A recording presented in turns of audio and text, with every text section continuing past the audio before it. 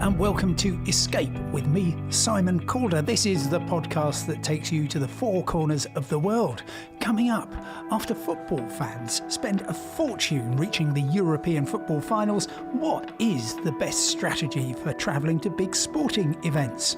On that subject, I happen to have spent 48 hours in Baku ahead of the Europa League Final between Chelsea and Arsenal, and I'll bring you the best of the city. My Travel Masterclass this week, what is the best time to book a flight? And I don't mean 3:30 in the afternoon, I mean the number of weeks before departure. And talking of weeks, the best place to be this week with our destination of the week, as well as the weekly warning and the best travel bargain I can find.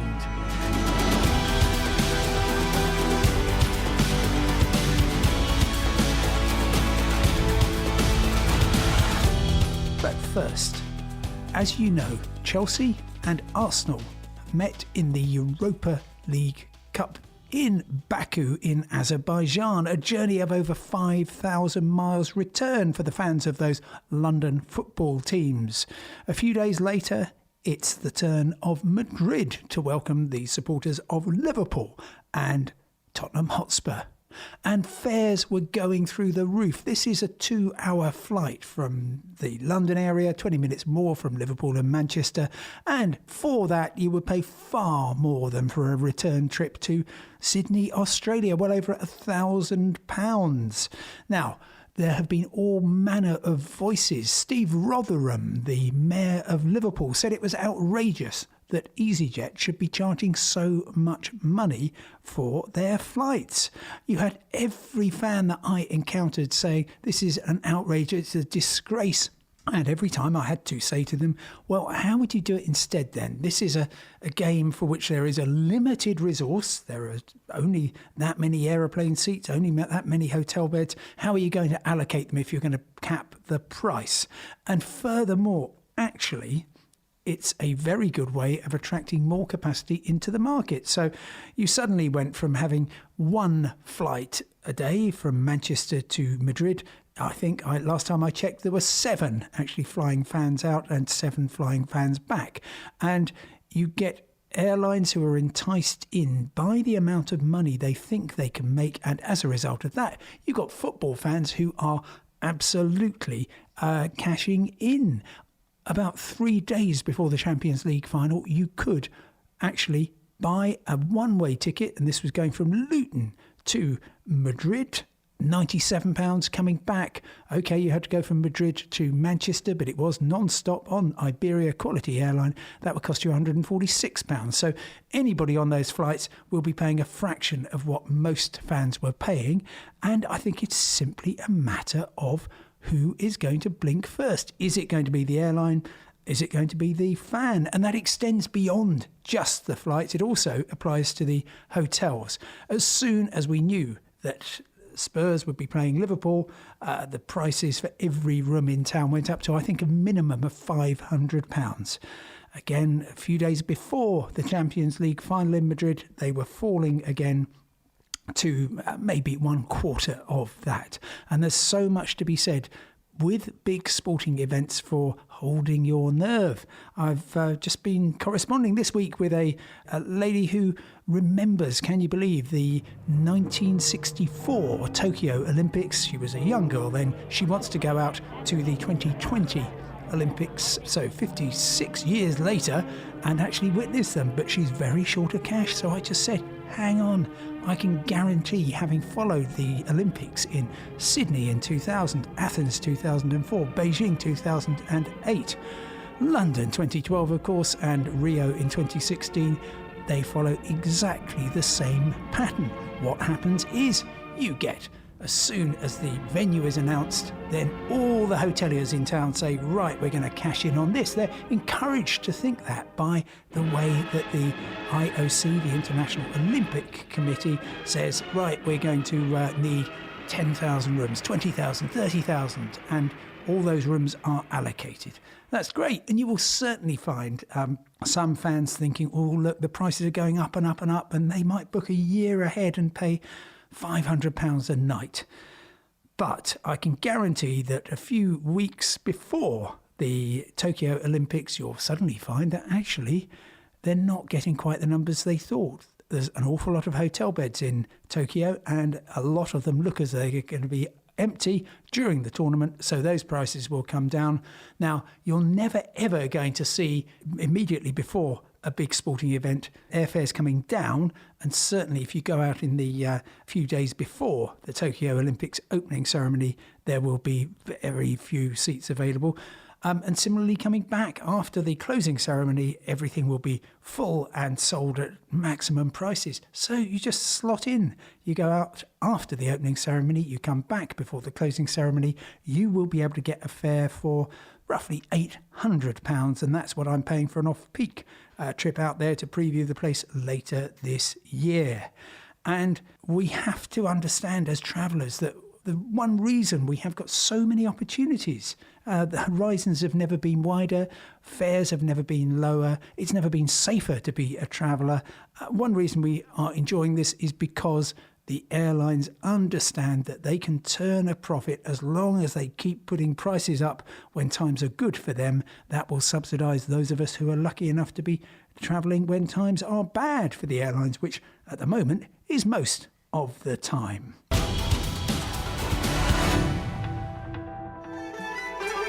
Let me take you on the subject of sporting events to Baku. Now, this, if you cannot quite place it, you might, from the old days of school, remember the Caspian Sea, this body of water, and I'm going to say it's the biggest inland sea in the world. I know that you will heckle if I am wrong with that.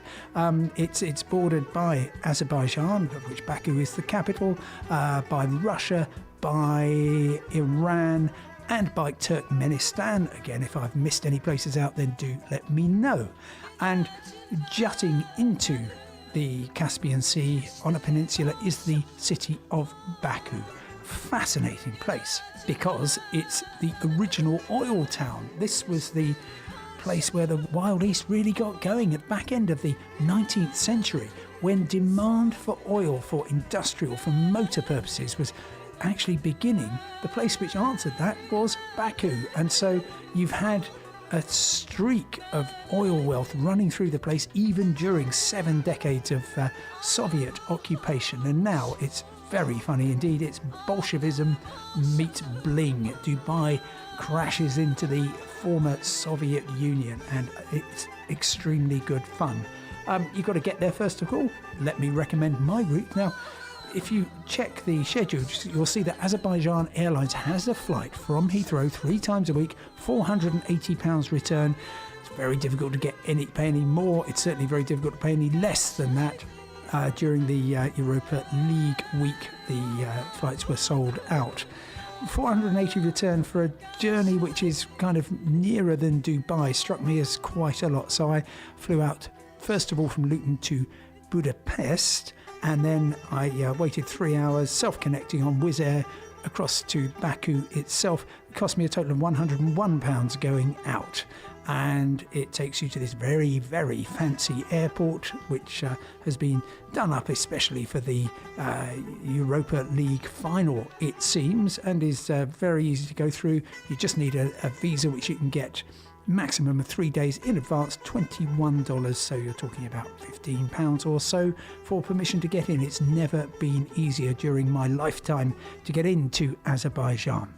What are you going to do when you get there? Well, first of all, find somewhere to stay, and it's a fascinating city because it is really a stop along the old Silk Road, and it has a proper old city with incredibly strong, handsome walls. It's full of merchants' mansions. It's full of various palaces, including the Shiv Shanars. They are the ruling family, and it's got a number of mosques as well. Now, as with most of these places, things have been converted into fancy places to stay. And if you go to the Shah Palace, it is a boutique hotel. It's arranged around a wonderful courtyard.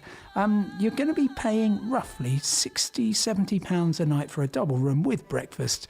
That gives you the measure of it. This would be a hotel which, if it were in Dubai, or for that matter Marrakesh, would be costing 2 or 3 times as much. Just one thing, pay with a credit card. and you'll pay a 10% surcharge. This is a cash economy, and the cash, by the way, is the manat. If you want to go shopping, then you can see how Baku has become a place of immense wealth, most easily at Port Baku. This is brand new. It's just all the designer boutiques you could possibly imagine. It's Rodeo Drive, it's Bond Street, just brand new. And next door you've got the Emporium Mall, fascinating place, which includes, if you do need a car when you're there, a Bentley and a Ferrari showroom. Some of us like a drink when we travel, and I was a little bit concerned. I went there actually during Ramadan, and you will be aware during the Islamic month of fasting, it is necessary to be entirely respectful of the fast, which takes place between sunrise and sundown. And certainly you wouldn't, in most of the Islamic countries I've been to during Ramadan, you wouldn't dream of being seen eating or drinking or indeed smoking during the hours of daylight in a public place, because it would be disrespectful.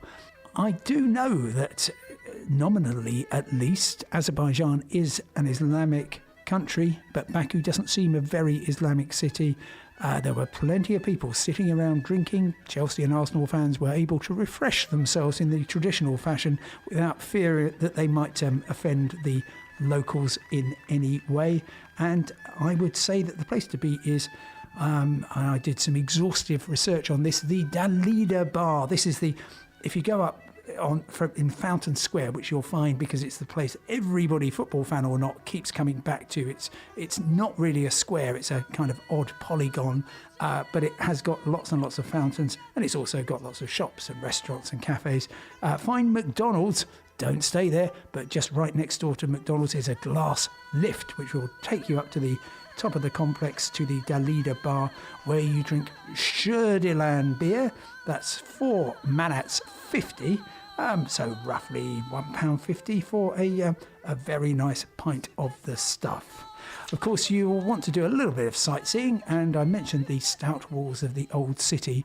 I would suggest that you wander around this area, but make sure you do it at the start of the day or the end of the day. So maybe setting off before breakfast, spending a couple of hours, or at the end of the day, and bear in mind that the palace is quite often stay up until about 7, so get there at 5:30. First of all, you're going to have a much more enjoyable visit because you're not going to get the heat of the day, but also you'll get the place to yourself. It's a remarkable sense of medieval might, and very much you think, hang on, I am on the Silk Road halfway to China. You've got to eat and stay in the old city for that. The Gainana restaurant, spelt with a capital Q, because you'll see the Q quite a lot in Azerbaijani. You pronounce it like a G, a hard G. You'll become very familiar with something called the double gate into the old city. Just to the right of that as you go in is the Gainana, and it's the thing to have here is the Getab. That's a pancake turnover. It's filled with meat or vegetables. It's absolutely delicious. You just order maybe a couple, and then if you want some more, just keep going and have a fresh and spicy salad. It will be all that you need. And we like, when covering 48 hours in any city in the world, to bring you a surprise. Let me bring you the oddest tourist attraction I've seen for many a year. Right, imagine it's 1950. You're a shepherd. It's the height of the Soviet occupation of Azerbaijan. You're on the outskirts of Baku, and you are smoking because, frankly, back in the days of the USSR, there wasn't much else to do. You carelessly drop your cigarette into a ravine, and the whole thing bursts into flame. Yes, it does. There is methane seeping out of the mountainside, and it catches fire, and it's been burning ever since. So you are going along through this strange landscape, because every few hundred meters you've got another nodding donkey, one of these oil wells, and they're just going around the clock. But then you suddenly get to this hillside, and there is a fire burning constantly, best of course at dusk when you can properly make it out. Unbelievably, this was a sort of little local oddity, but they have now just put the finishing touches to turning it into a bona fide tourist attraction, complete with a grandstand where coach parties go and sit and watch the hillside in flames. So it's a fascinating place to be with attractions like that. You can also get out of the city and see the mud volcanoes, pretty much as you'd imagine, actually. And if you are going to Azerbaijan, you'll need an instant guide to pronunciation. Here's Naira, the tour guide. This is what she told me. Naira, please tell me how I say Baku. So you can say Baku. Baku. Baku. Yes, Baku. Okay, please. Please is buyurun. Buyurun. Buyurun. Yes. And of course, thank you. Çok sağ ol. Çok Çok sağ ol. sağ ol. Yes, çok sağ ol. Çok sağ ol. And because we will have many Chelsea fans wishing to buy their Arsenal friends a drink and vice versa, can you tell me please what is 2 beers, please? 2 stekan pive. 2 stekan pive. Okay, I will try that. Thank Yes, you. you are welcome. Moving on from Baku to the Travel Masterclass. The idea is that I've been kicking around in travel for quite some time, and I like to share with you what I've learned and indeed be heckled when you have a better idea or a different experience from me. David Holcroft in Manchester got in touch. He says, I have been told to wait 12 weeks before the flight to get the cheapest rate. I should point out that David wants to fly at the end of August to Athens from Manchester, returning on the 9th of September, and he says the fares are annoyingly high. But he believes that that is the time frame you should look at, 12 weeks beforehand, and that is the way you will guarantee the best fare. And that set me thinking, because there is a dark art to pricing flights. The perfect model from the airline's point of view, and this is what tends to happen for peak season flights. So if you want to go out to Malaga Saturday in August, this is what will happen. Fares start relatively low and then they gradually increase, perhaps by 10-20% a month. And the idea is that the airline wants to get to the stage where just a few days before departure it's got just a few seats, and those seats are sold for an absolute fortune on the basis that anybody booking that close to departure is very desperate to travel. They're not that sensitive to prices and they will pay whatever you ask. However, that's in a perfect world, and it doesn't quite work like that in real life. You might think for that Manchester to Athens flight, 31st of August, maybe it goes on sale in October last year at maybe £50 and then puts on £10 every month. But around about 2 months out from departure, I find that the airlines do get very twitchy. They decide we're not going to be able to sell all the seats if we carry on at the present rate, and they will quite often cut the fare. The last thing they want to happen is, of course, to have any seat leaving unfilled. That is revenue which is lost forever. You're never ever going to make that money back. And so it's a game of kind of cat and mouse. Who blinks first? Is the airline going to cut its fare, or are you going to be looking at it thinking, well, I've been watching this fare for weeks, for months, and it keeps going up. I better buy now. Well, on a route like Manchester to Athens, yes, the prices are high. I don't really know why, because you've got perfect timing there, David, travelling out the very end of August so you can enjoy the first week or two in Athens. Lovely time to be there. The heat of the summer has died away. The crowds have dissipated. You haven't got quite the same inflow every day of tour parties from cruise ships, and altogether it's a more civilised place to be. But once the schools go back, demand should be falling. And I don't know why it is. Manchester prices well over £200 non-stop to Athens. But look, the reason we are so fortunate to be living at such a great time for travellers is because we've got choice. And if you are prepared to vary your departure point, then I can halve that fare immediately. And I would be looking at Wizz Air flying out from Luton to Athens, and that's going to cost you just under £100 at the moment. I think that was probably going to come down a little bit. Yes, it's a 3.5-hour flight. Yes, the fare price should be somewhere between £80 and £100. I'm speculating, but I think they might come down a nudge. Coming back, and this really surprised me, 9th of September is the day that David wants to come back, and the prices there are again very high. £150 or so. Athens to Manchester. The schools have gone back, or they're supposed to have done, so I don't know what passengers are thinking of if they're taking their families with them, but that's what you've got to work with. And again, it's a matter of looking around. I found from Thessaloniki, which is the second city of Greece, there's a fare of about £90 on EasyJet back to Manchester. And even if you just want to look at it like this, well, you've got enough money on the saving of the flight to be able to say, OK, I'm going to take a train trip across Greece. The line has just been upgraded, now 4 hours, a wonderful trip through the mountains from Athens to Thessaloniki, and then you hop on the plane back to Manchester. So I find generally the later you book, the happier you are, except that fell apart comprehensively. I'm afraid October last year I was in Palma. I was thinking, okay, it's the end of the season, but I bet I can get a deal.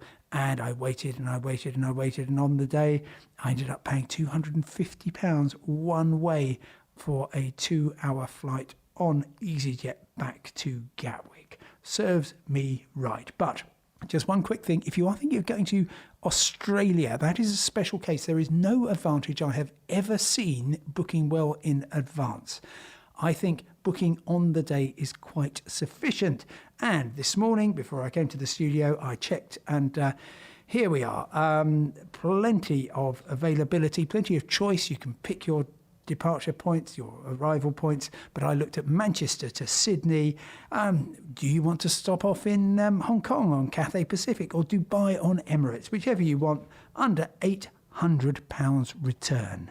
Yeah, you might find somebody on the plane who's paid a bit less than you, but I think it's more likely they will have paid quite a lot more, and you'll be quite annoying when you say, oh, I just booked mine this morning. For ultra long flights, patience is a virtue in more ways than one.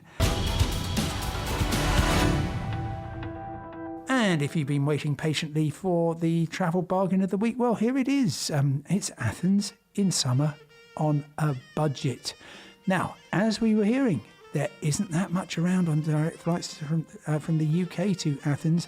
My lovely wife and daughters heading out to Athens actually to board a cruise, paying over £230 each for a one-way flight on British Airways from Heathrow. I said, I'm not going to do that. I'm going to find my own way there. And there is still availability. Here's how I'm doing it. A cheap flight, and when I say cheap, I mean under £20 from Stansted to Dortmund in Germany. I've got a room at the Dusseldorf hostel for the night, very nice too. Then I make my way to Cologne and fly from there to Sofia in Bulgaria. So covering most of the ground there, that's about £30. I've then got to go overland through the mountains, which I'm looking forward to, of southern Bulgaria to Kavala in Greece. And then finally another 20 quid will take me down to Athens, where I will meet them having spent £100 on fares and maybe a little bit more on accommodation and so on. A good way to start is simply to find a fare comparison website and just search UK to anywhere on the date you want to travel. That will say, actually, good fares that day to Germany. It might be Poland, it might be Italy, and you can start putting your itinerary there very easily. Warning of the week, though. Oh dear, Eurocontrol in Brussels. That is the body that coordinates all the air traffic control for the whole of Europe. Last year, 2018, was a terrible, terrible year for the airlines. It was simply miserable across the skies of Europe. That was partly because we had strikes, particularly by French air traffic controllers, seemingly every week. But even when there weren't any strikes and there weren't any thunderstorms also to disrupt things, you would have the awful situation of staff shortage at en route air traffic control centres in Germany.